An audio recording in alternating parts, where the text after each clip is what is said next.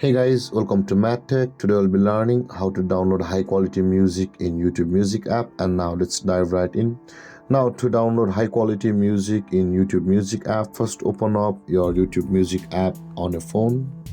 After opening your YouTube Music app, guys, on this interface at the top right corner of the screen, you can see a profile picture icon available for us.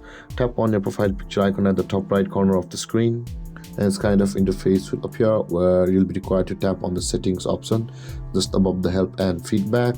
And after tapping on settings, guys, you'll land over here. Again, we'll be required to tap on the downloads and storage option just below data saving. Tap on downloads and storage, and you can see, guys, here it says the third option is the audio quality.